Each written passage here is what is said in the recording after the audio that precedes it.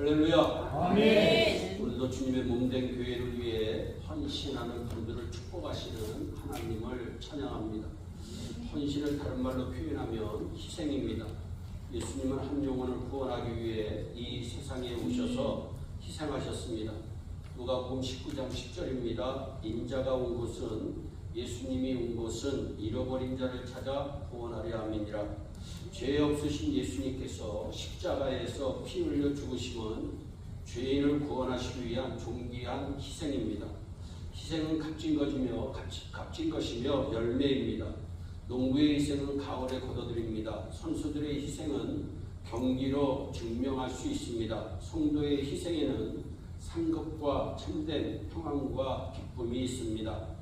1965년 10월 4일 월남전에 참전하기 위한 병사들이 강원도 홍천 명어부대 훈련장에서 마지막 수류탄 투척 훈련을 받고 있었습니다. 그때 훈련병인 박해천 이등병이 너무 긴장한 나머지 수류탄을 던지지 못하고 놓쳐 많은 사람들이 생명을 잃을 위기에 직면했을 때 강제구 대위는 비키라고 하는 소리와 함께 수류탄에 자신의 몸을 던져 다른 사람들을 살리고 만 28의 젊은 나이로 순직하였습니다. 육군장이 치러지고 나서 그는 소령으로 추소되었으며 육군 사관학교에서는 그가 생도 시절 소속되어 있던 중대의 공식 명칭을 제구 이중대로 지정하여 기념하고 있습니다. 이 땅에 많은 군인이 있었고 장군들이 있었습니다. 그러나 사관학교 교정에는 강제구 소령이 우뚝 서 있습니다. 그가 군인으로서 희생했기 때문입니다. 희생은 값진 것입니다. 한 사람이 전도를 받아 예수를 믿고 구원을 얻기까지는 누군가의 수고와 희생이 있어야 합니다. 전도는 믿는 자의 특권입니다. 모든 특권에는 대가가 따릅니다. 그 대가는 희생입니다. 희생 없는 전도에는 열매가 없습니다. 왜 사람들이 전도의 필요성과 그 중요성을 알면서도 열매가 없습니까? 희생하지 않고 전도하려고 하기 때문입니다. 천하보다 귀한 한 영혼을 구하기 위해서는 내 스스로가 희생해야만 합니다. 리서치 기관인 한국갤럽이 한국인의 종교의식과 한국 개신교의 신앙의식이라는 제목으로 조사를 한 적이 있습니다. 한국갤럽은 1984년부터 주기적으로 종교 인구 변화와 개신교를 비롯한 주요 종교의 신앙 형태를 추적하고 있었습니다. 심각한 것은 무종교를 표방하던 2200만의 사람들 가운데 종교를 가진다고 하면 당신은 어떤 종교를 선택하겠습니까? 물었더니 겨우 20%의 사람만이 교회에 가겠다고 대답을 했다고 합니다. 교회에 대한 관심이 점점 식어지고 있습니다. 오늘 교회가 이렇게 된 이유가 도대체 무엇입니까? 어떤 사람들은 기복주의 신앙 때문이라고 말합니다. 그동안 복 받으려고 교회 왔습니다. 그런데 복 받을 만큼 받았습니다. 집도 가졌고 자동차도 가졌고 궁색하지 않게 쓸 돈도 있습니다. 이제 살 만큼 살아 하나님이 필요 없는 것입니다. 여기에 더해 어떤 사람들은 한국 교회가 교회 성장에 눈이 멀어서 목회자들이 진리를 가르치지 않고 사람들의 구미와 입맛에 맞춘 설교와 목회를 했기 때문이라고 말합니다. 뼈아픈 지적입니다. 그러면 어떻게 교회를 다시 살리고 생명을 살릴 수 있을까요? 다른 사람이 아닌 나의 희생이 있어야 합니다. 이 세상의 생명을 구원하는 일보다 더 값진 일은 없습니다. 이 일이 너무나도 소중하고 귀하기에 성부 하나님은 독생 성자 예수님을 이 땅에 보내셨습니다. 성자 예수님은 하늘 영광, 하늘 보좌 다 버리시고 육신의 몸을 입고 이 땅에 오셨습니다. 헐 벗으셨고 금 지리셨고 내가 당해야 될 수치와 부끄러움과 창피를 당하셨고 채찍에 맞으셔서 살이 찢어지고 살점이 떨어지셨고 목과 창에 찔리셔서 물과 피를 남김없이 쏟아 부으셨습니다. 성령님은 이 땅에 임재하셔서 교회를 세워주셨고 우리를 떠나지 아니하시고 오늘 이 자리에도 우리와 함께 계시는 줄 믿으시기를 바랍니다. 아멘. 요한복음 14장 18절 말씀입니다. 내가 너희를 고아와 같이 버려두지 아니하고 너희에게로 오리라. 예수님께서 십자가에 못 박히시기 전 제자들의 마음의 불안과 슬픔을 겪지 않도록 위로하며 주신 약속의 말씀입니다. 한 영혼이 천하보다도 귀합니다. 언제나 온 세상의 변화는 한 영혼의 변화에서 시작이 되어지는 법이기 때문입니다. 한 알의 밀이 땅에 떨어져 죽지 아니하면 한 알 그대로 있다. 그런데 만약 죽으면 많은 열매를 맺으니라. 요한복음 12장 24절의 말씀입니다. 희생이 있는 곳에 열매가 있습니다. 십자가에서 죽어 나를 살려내신 예수님의 희생의 터 위에 생명 열매가 맺혀지게 된 것입니다. 그렇습니다. 한 영혼이 구원받기 위해서는 누군가의 땀방울, 누군가의 수고, 누군가의 눈물, 누군가의 희생이 있었기 때문입니다. 우리나라에서 기독교가 급성장했던 것도 선교사님들의 희생 때문이었습니다. 고국에서는 엘리트로서 편안하게 잘 살 수 있었던 분들이 고향을 버리고 이름 없고 낯설고 먼 땅에 와서 배쳐가는 백성들과 같이 살며 병든 자들을 고쳐주고 교육을 시켜주었습니다. 이러한 희생이 있었기 때문에 한국 땅에 복음이 전해진 것입니다. 19세기 말 캐나다에 맥켄지라고 하는 젊은 신학생이 있었습니다. 어느 날 미국 선교 잡지에 실린 조선으로 건너와 우리를 도와주세요 라고 하는 이수정양의 글과 그린피스가 쓴 운둔의 나라 조선이라고 하는 책을 읽고 너무나도 비참한 한반도의 소식을 알게 되었고, 내가 저 땅에 가서 복음을 전해야 되겠다, 내가 저 불쌍한 민족에게 가서 예수님을 전해야 되겠다 마음먹고 자신이 속한 교단인 캐나다 장로교회에 한국 선교사로 가겠다고 신청했는데 교단은 재정적인 어려움으로 한국 선교사 파송 계획이 전혀 없었다고 답합니다. 그러나 맥켄지는 포기하지 않았고 개 교회마다 찾아다니며 한국의 상황을 알리며 한반도에 복음을 전하는 것이 얼마나 급하고 긴박한 일인가를 설득하기 시작했고, 여러 교회에서 모은 자비랑 선교비를 가지고 1893년 12월 12일 한국 땅을 32살의 젊은 나이에 찾아옵니다. 그런데 막상 낯설고 물서른 한국 땅에 와 보니까 이 백성을 구원한다는 것은 불가능해 보였습니다. 그러나 그는 실망하지 않고 한민족을 구원하기 위해서는 나부터 철저하게 한국 사람이 되어야겠다고 결심합니다. 그는 어울리지 않는 한국 옷을 한국 사람처럼 입었고 평생 버터와 치즈만 먹고 살았던 그가 한국 사람이 되기 위해서 된장과 고추장만 먹었습니다. 위장은 불이 나는 것만 같았고 얼마 지나지 않아 위장에 큰 탈이 나버리고 말았습니다. 더군다나 태양이 장렬하는 여름날 밭에 나가 한국 사람들을 돕겠다고 일하다가 일사병으로 고생을 하게 됩니다. 이 소식을 전해들은 서울의 언더우드 선교사님이 크리스마스 날 케이크와 치즈와 우유와 설탕을 그에게 보냅니다. 그것을 보는 순간 그는 부모님이 너무나 보고 싶어 웁니다. 자신의 고향 캐나다로 너무나 돌아가고 싶어 대성통곡을 합니다. 그 순간 내가 이거 먹고 나면 더 이상 한국 땅에 머물 수도 없고 복음을 전할 수도 없겠다 싶어 자신이 먹을 케이크를 마을 사람들에게 나누어주고 우유와 설탕을 동네 아이들에게 나누어줍니다.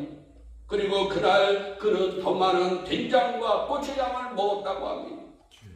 그는 일사병으로 고열이 하늘을 찔렀고 정신 탈락증이 심했으며 외로움과 고독에 시달리다가 이름 없이 본인이 새롭게 단장한 소래교회의 봉헌 예배마저 치르지 못하고 조선에 도착한 지 고작 559일, 약 1년 6개월 만에 그만 일사병으로 세상을 떠납니다. 그의 나이 34세가 개최 되지도 않은 안타까운 나이였습니다. 이분이 캐나다 기독교가 해외 선교 역사상 가장 영향력 있고 자랑스럽게 여기는 선교사 중에 한 사람인 윌리엄 존 맥켄지라고 하는 선교사입니다. 사망한 윌리엄 존 맥켄지의 순교적 생애를 접한 캐나다 장로교단은 후원 선교사를 조선에 파견하기로 결심합니다. 그의 사후부터 1925년까지 선교부 산하 주일학교 학생이 2만 명, 교인이 18,385명에 이르도록 부흥했다고 윌리엄의 삶과 선교라고 하는 책에는 쓰여져 있습니다.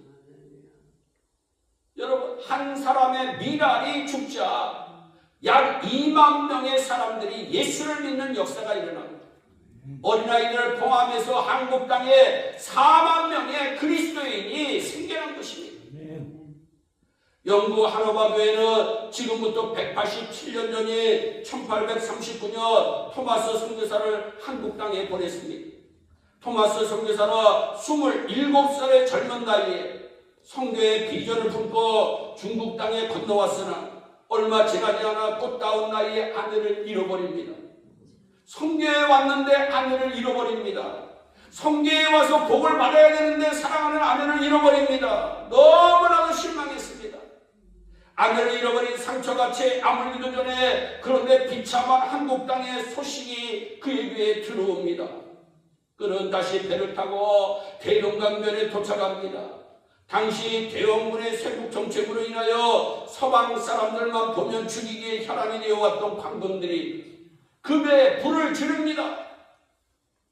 토마스 선교사는 죽을 줄 뻔히 알면서도 도망가지 않고 한문 성경책을 가슴에 끌어안고 대동강변을 엉금엉금 기어오르기 시작합니다. 칼을 뽑아들고 목을 치르는 관군에게 예수 예수 예수를 외치며 성경책을 집어던집니다. 칼에 맞아 피 흘리면서도 비명을 지르는 대신 예수를 외치시며 던졌던 그 성경책을 받아들였던 많은 사람들이 예수님을 믿게 되었다고 합니다. 토마스 선교사님은 개신교 선교사로서는 처음으로 한반도에서 순교의 피를 흘린 선교사로 한국 이름까지 받아 최낙헌이라고 하는 이름의 선교사입니다. 양화진에 서 있는 비석에는 선교사님들의 한국 사랑이 흘러넘치고 있습니다. 나는 영국의 그 유명한 웨스트민스터 사원에 묻히는 것보다 한국 땅에 묻히는 것이 더 영광스럽다. 나는 다시 태어나도 이 한국 땅에서 태어나고 싶다. 이런 희생의 피 위에 한국교회가 세워졌고 복음이 전해진 것입니다. 오늘 본문에 보면 주님의 십자가 피 위에 세워진 최초의 교회 예루살렘 교회는 나흘로 부흥하고 있었습니다. 교회가 성장하고 부흥하는 사이에 그들이 잃어버린 것이 하나 있습니다. 땅끝까지 복음을 전하라고 하는 주님의 명령을 잃어버렸습니다. 순종하지 않는 예루살렘 교회를 주님께서 가만히 보고 계실 수가 없어서 예루살렘 교회에 모진 핍박과 고난이 찾아옵니다. 여러분, 환경이 순탄하고 평안하면 열심히 하나님을 섬기며 순종할 것 같은데 인간은 그러하지를 못합니다. 인간은요, 고난이 없으면 금방 신앙이 게으르고 나태해지기 때문입니다. 예루살렘 교회의 스데반 집사님의 순교와 함께 모진 핍박과 환란이 찾아옵니다. 예루살렘 교회 핍박이 맞아 뿔뿔이 흩어졌던 익명의 디아스포라 하나님의 제자들이 흩어진 자리마다 복음을 전하기 시작합니다. 누가 주도했고 누가 복음을 전했다고 하는 이름도 없습니다. 무명의 평신도 그리스도인, 무명의 선교사들에 의해서 안디옥 땅에 복음이 전해지게 된 것입니다. 아시아와 유럽 땅에 복음이 전해지기 시작합니다. 예수 이름 하나 붙들고 복음 바로 전하기 위해서 가족도 버립니다. 직업도 버립니다. 친척도 버립니다. 명예도 모두 다 버리고 달려와 희생했던 사람들의 자취입니다. 이제는 맞아 죽어도 상관이 없습니다. 핍박을 통하여 고난을 통하여 고생을 통하여 얻었던 믿음이기에 어떤 죽음도 어떤 고난도 그들이 가는 희생의 길을 막을 수가 없었습니다. 이렇게 세워진 교회가 안디옥 교회입니다. 안디옥 교회는 희생 위에 세워진 교회입니다. 거기서 기독교 역사상 가장 위대했던 신앙, 가장 위대했던 신학자 사도 바울이 탄생이 됩니다. 교회는 희생하는 사람이 있어야 귀한 간증과 열매들이 열립니다. 이름 없이 빛도 없이 희생하는 사람들에 의해 교회는 멋있게 성장하게 된다고 하는 사실을 기억하시기를 바랍니다. 사람들은 신기해요. 자신은 희생하지 않고 무엇인가를 얻으려고 하는 이기주의적인 마음이 있어요. 희생해야 열매를 얻을 수가 있습니다. 여러분, 예일교회에 희생해야 예일교회를 통한 복을 함께 누릴 수가 있는 것입니다. 어떻게 1세기를 이끌어갔던 강력했던 복음의 바람이 예루살렘 교회가 아니고 안디옥 교회를 향하여 퍼져갈 수 있었을까요? 희생을 치른 사람들이 거기에 있었기 때문에. 희생을 거리는 사람은 능력 있는 전도를 할 수가 없어요. 성령이 강하게 역사하는 전도의 현장에는 반드시 생명을 건 희생자들이 있습니다. 이 시간 우리 자신에게 진지하게 물어봅시다. 나는 한 영혼을 구원하기 위해 얼마나 희생하고 있는가? 이 세상에서 복받고 사는 간증이 있는 사람들에게는 반드시 희생의 사건들이 있습니다. 아브라함은 믿음의 조상입니다. 엄청난 복을 받은 거부입니다. 자손대대로 복받은 거부입니다. 그런데 아브라함은 고향과 친족과 아버지의 집을 떠나라고 하는 하나님의 명령에 순종하여 자신의 안정된 삶을 희생했기 때문입니다. 그 당시에 고향을 떠난다는 것은 죽음을 상징합니다. 그런데 희생한 것입니다. 그 믿음과 순종으로 믿음의 조상이 되고 자손이 하늘의 별처럼 번성하며 천하만민이 복을 받는 축복의 통로가 된 줄 믿으시기를 바랍니다. 모세는 애굽 왕자의 지위와 부귀영화로 누릴 수 있는 모든 안락함을 포기하고 하나님의 백성들과 함께 희생의 길을 선택합니다. 이스라엘을 이끄는 위대한 지도자가 되는 역사가 일어납니다. 루시라고 하는 여인은 이방 여인이었으나 남편을 잃은 시어머니 나오미를 떠나지 않고 책임지기 위해 자신의 고향과 재혼의 기회를 포기합니다. 희생한 것입니다. 다윗 왕과 예수 그리스도의 조상이 되는 큰 복을 받아 누립니다. 여러분, 마귀는 희생하려고 하는 우리의 마음을 방해합니다. 복받지 못하게 하는 마귀의 전략인 줄 꼭 기억하시기를 바랍니다.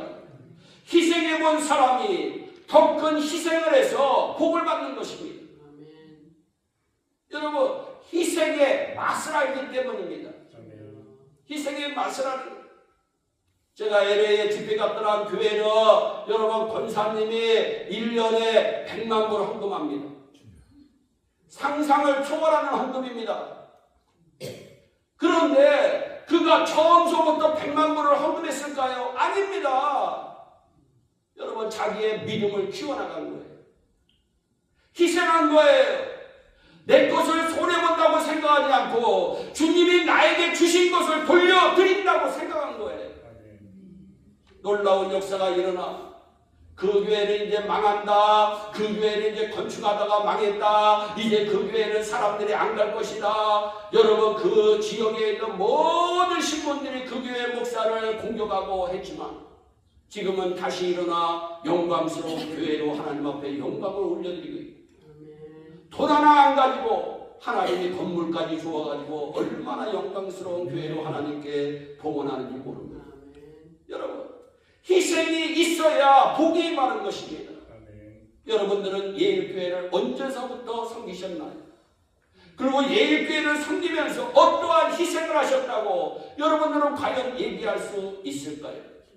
제 스스로가 하나님 앞에 회개하며 눈물 뿌리며 하나님, 나도 예일교회를 위해서 희생했다고 자부하는 사람 중에 하나인데 하나님, 혹시 내가 나의 희생이 주님의 마음에 들지 않은 게 있다 하더라면 주님 기도 중에 가르쳐 주시고 말씀 보는 중에 가르쳐 주셔서 멋있는 희생으로 하나님 앞에 영광 올려드리게 하여 달라고 하나님 앞에 기도해 본 적이 있습니다. 도메니코 페티라고 하는 사람이 그린 라티노 호모 에케이, 이 사람을 보라고 하는 성화가 있습니다. 십자가 위에서 처절하게 고난당하시는 예수님의 그림입니다. 그런데 이 그림은 그 그림 자체보다 그 그림 밑에 있는 글귀 때문에 많은 사람들에게 감동을 준 성화입니다. 그 밑에는 나는 너를 위해 이것을 행하였건만 너는 나를 위하여 지금 현재 무엇을 하고 있느냐? 이 글귀를 읽고 진젠 돌프라고 하는 백작이 주님, 지금까지 내가 엉터리로 하나님을 섬겼습니다. 하나님, 나의 일생을 이내는 하나님 앞에 헌신하겠습니다. 눈물로 다짐을 합니다.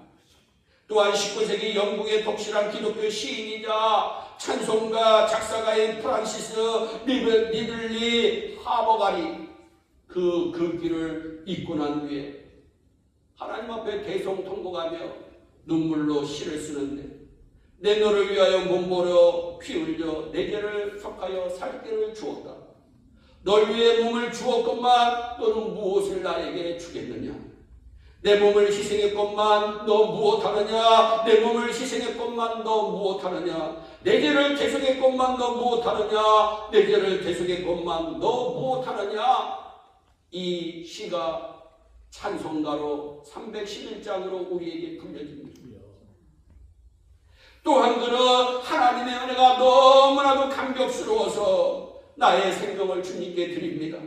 Take my life and let it be. 나의 모든 생명을 주님께 드립니다. 나의 손가마를 주님께 드립니다. 나의 음성을 주님께 드립니다. 나의 부활을 주님께 드립니다. 나의 시간을 주님께 드립니다. 주님 받아주세요. 그리고 찬송하게 하여 주세요. 전도하게 하여 주세요. 봉사하게 하여 주세요. 이 아름다운 시가 찬송가 213장으로 성도들의 입으로 찬송가로 현재 불려지고 있습니다. 이분은 그 외에도 너무나도 감사해서 여러분 하나님 앞에 귀한 찬양의 시대를 올려드립니다. 사랑하는 여러분, 한 영혼을 구원한다는 것은 너무나도 어려운 일입니다. 그러나 희생하기 위해 우리 다시 한번 일어섭시다. 희생하기 위해 다시 한번 기도합시다. 희생하기 위해 다시 한번 성령님을 의지합시다.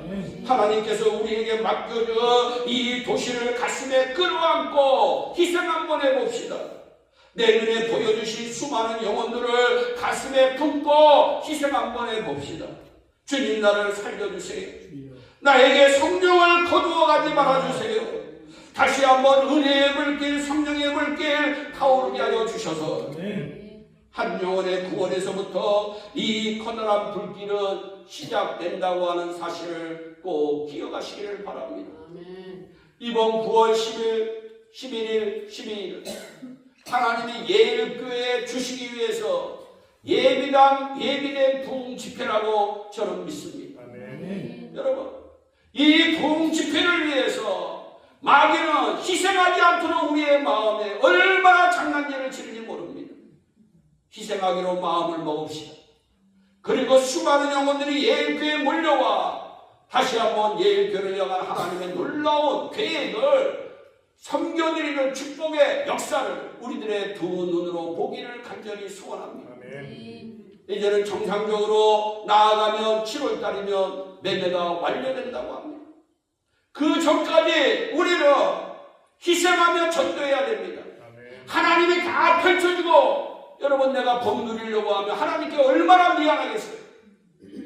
여러분, 세워지기 전에 희생하는 은혜가 임하시기를 아멘. 주 예수 그리스도의 이름으로 축원합니다. 기도하겠습니다. 사랑의 하나님, 참 감사합니다. 오늘도 생명의 말씀, 은혜의 말씀, 능력의 말씀을 전했습니다. 희생 없이는 전도도 없습니다. 희생 없이는 열매도 없습니다. 하나님, 우리 예일교회 성도들의 마음에 하나님 하루갈처럼 희생할 수 있는 마음을 주옵소서. 진젠돌프처럼 희생할 수 있는 마음을 주옵소서. 토마스 선교사님처럼 희생하는 마음을 주시옵소서. 윌리엄 존 맥키니 선교사님처럼 희생하는 마음을 주시옵소서. 강재원 대위처럼, 강재원 사령처럼 희생하는 마음을 주셔서 우리의 희생으로 예일교회가 날마다 주마다 달마다 해마다 부흥하는 놀라운 역사를 우리들의 두 눈으로 보게 하여 주시옵소서. 감사하고 예수님의 이름으로 기도하옵나이다. 아멘.